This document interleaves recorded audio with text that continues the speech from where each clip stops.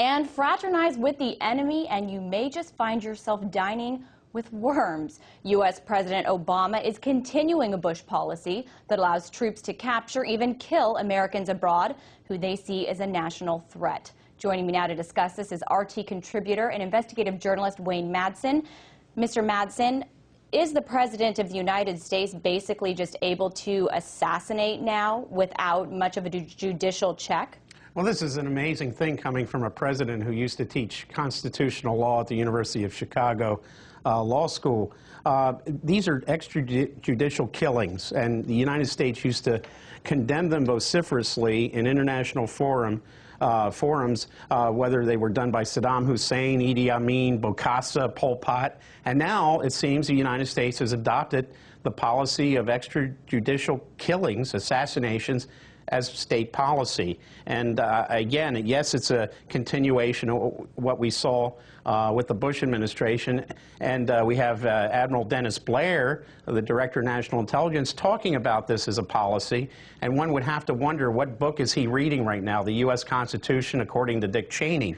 It's an amazing thing. And I think the Congress is being woefully inadequate in not taking a closer look at just what are these policies and who signs off on it. Is it President Obama, or is it some low-level person in the Department of Defense or the Justice Department?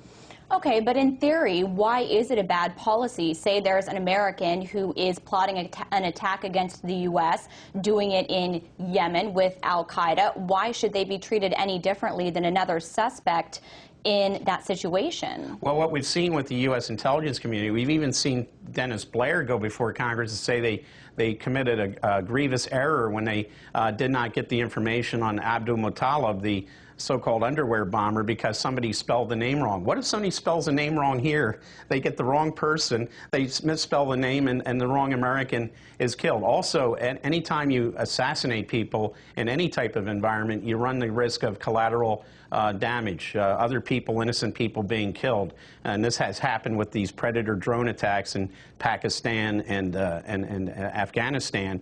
And the mere fact that this is being talked about as a U.S. policy, I think, is amazing, considering that in the past the U.S. condemned other governments that engage in this type of activity.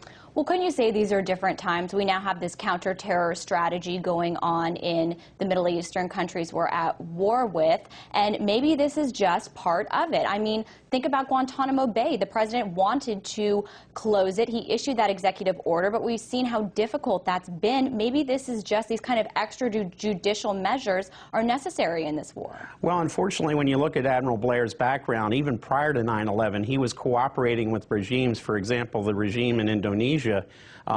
When he was the commander of the U.S. Pacific Command, he was ordered not to have anything to do with General Wiranto, who was committing extrajudicial killings in East Timor. He ignored the order from Washington. He engaged in that activity with the Indonesian regime, and many innocent people were killed. So for people like Admiral Blair, this is nothing new. This is a continuation of policies he's maintained throughout his entire military and intelligence career. So you're saying that regardless of the theory behind it, this is not executed in a way that passes muster with you? It's absolutely it's a violation of the U.S. Constitution, where we have a due process.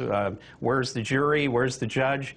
President Obama is saying he's going to become judge, jury, and executioner. That's not in the U.S. Constitution. It's also a big violation of international law, as we know, with established international law going back to the Nuremberg Tribunal. Well, you could argue that's the case with these detainees in Guantanamo Bay, but obviously there's been issues with closing that. Is this just the difference between reality and the desire that the president has to avoid these kind of measures or to get out of them?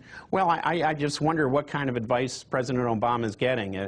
You know, if he were to be talking to career Justice Department attorneys, they would say, look, you are in the area of an impeachable offense to order the assassination of any American citizen, even non-U.S. citizens, it could be argued, would be a violation of U.S. and international law. But we have him listening, obviously, to the intelligence and the community, the military, and obviously not enough to the people in the Justice Department.